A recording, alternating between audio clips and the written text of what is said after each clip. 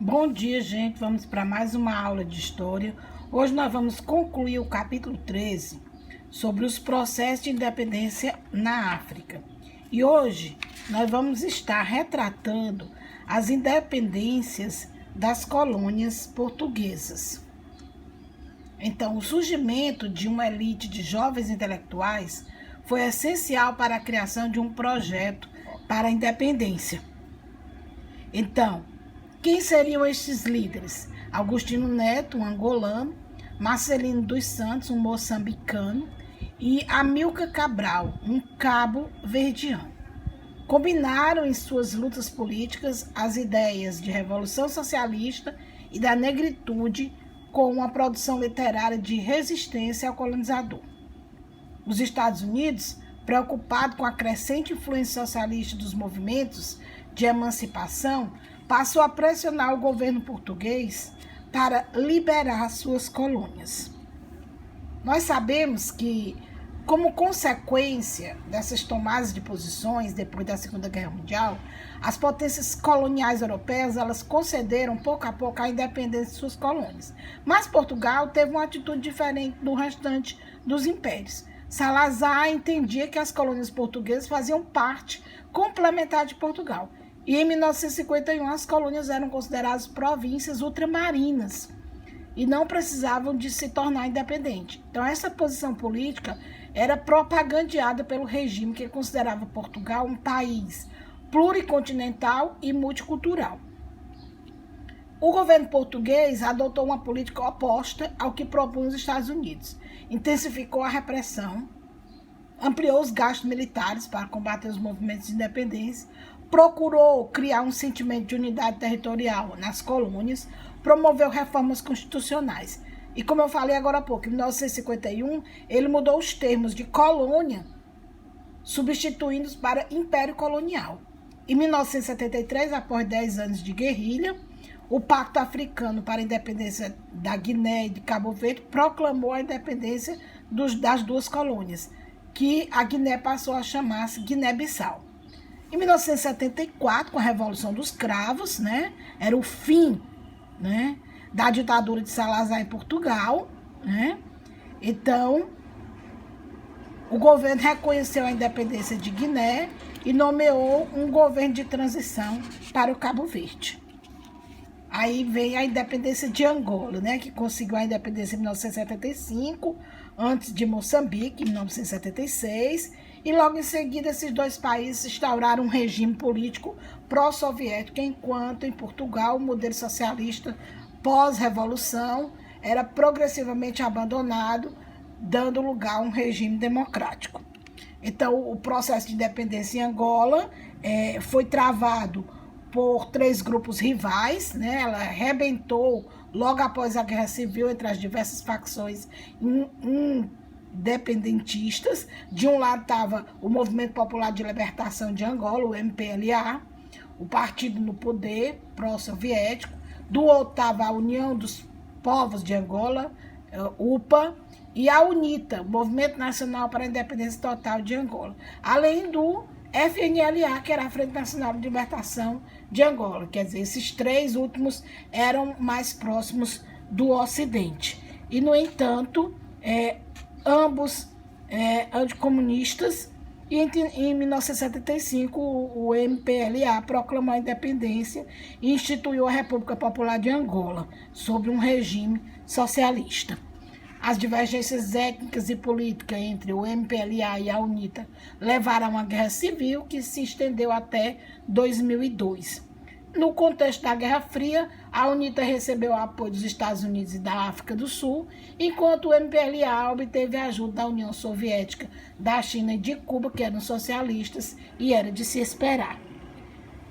Aí nós temos os principais movimentos de libertação nacional de Angola, MPLA, liderados aí pelo Agostinho Neto, a UNITA pelo Jonas Savimbi e a FLA pelo Holden Roberto. Bom, os desafios após a independência, como essas colônias iriam sobreviver. Então, houve vários congressos, em 1953 realizado em Kumasi, em 1958, realizada em Acre, e o tema sempre era a discussão para a definição das fronteiras após a independência. Os minimalistas defendiam a manutenção das fronteiras coloniais.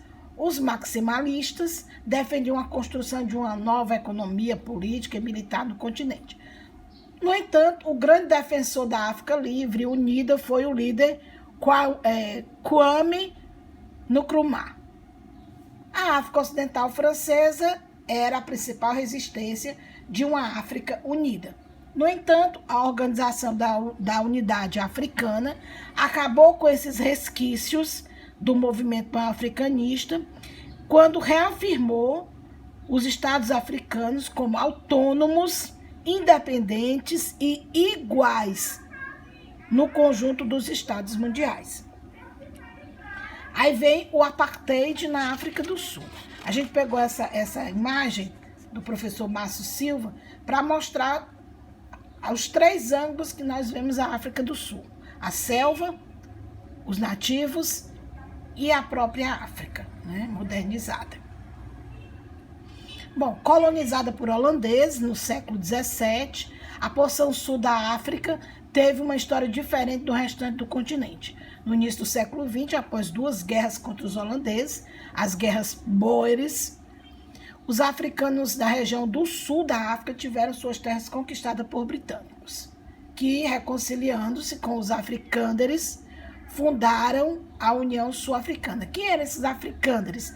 Eram os descendentes de africanos com holandeses, né? Que eles passaram a fazer parte do Commonwealth em 1910. E a partir de então, brancos passaram a ter mais privilégios no país, enquanto negros e mestiços eram excluídos e só tinham acesso a 8% das terras em geral, e aquelas menos férteis, pobres, sem recursos minerais.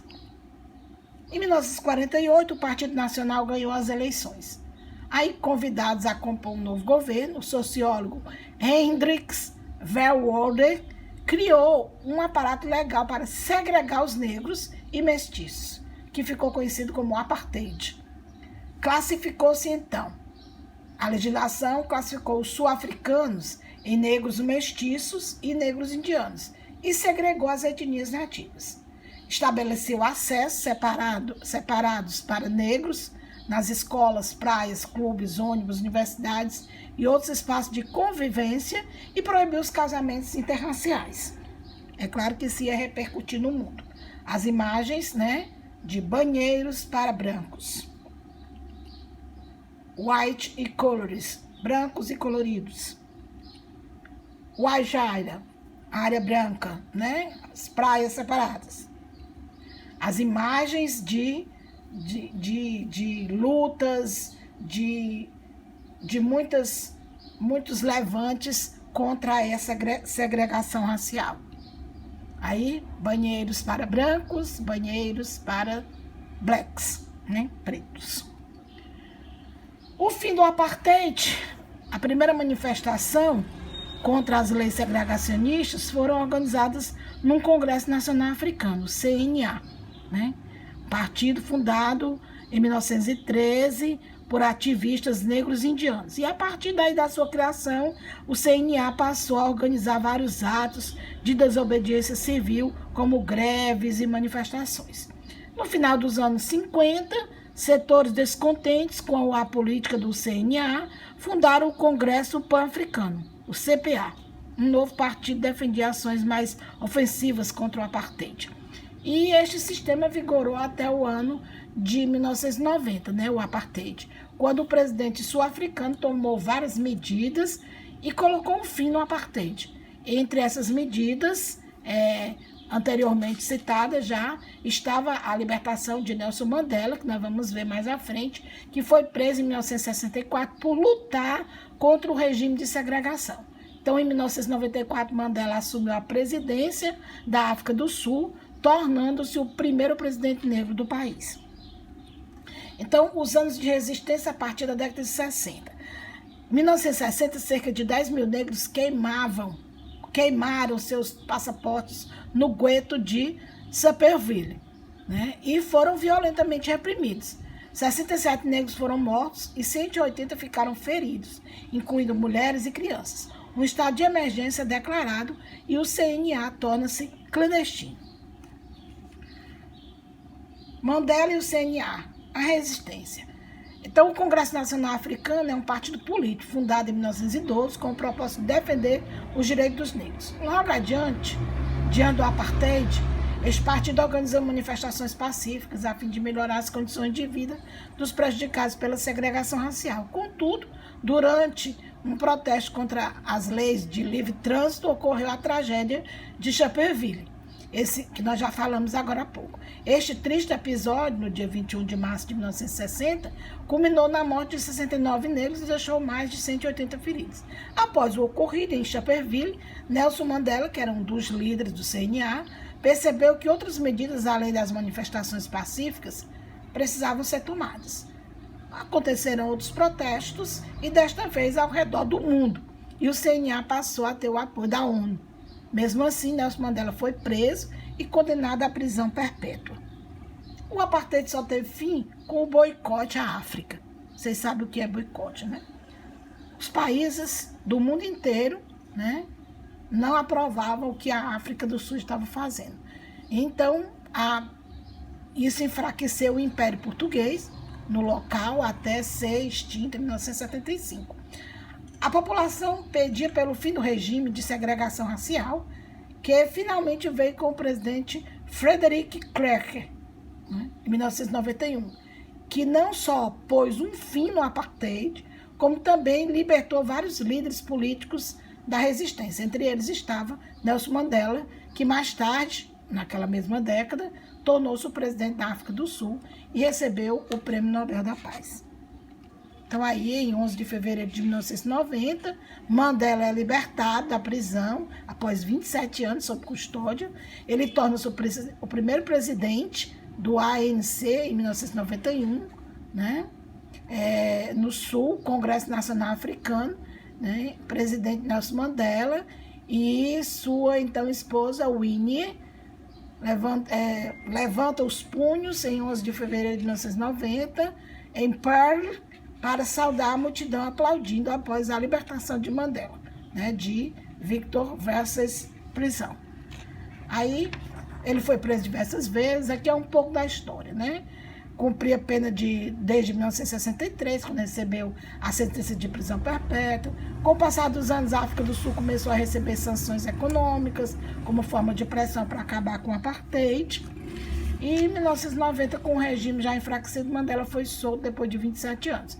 Então, o governo na época era liderado por Frederick de Klerk, que revogou as leis do apartheid. 3 anos depois, Mandela e Klerk dividiam o Prêmio Nobel da Paz.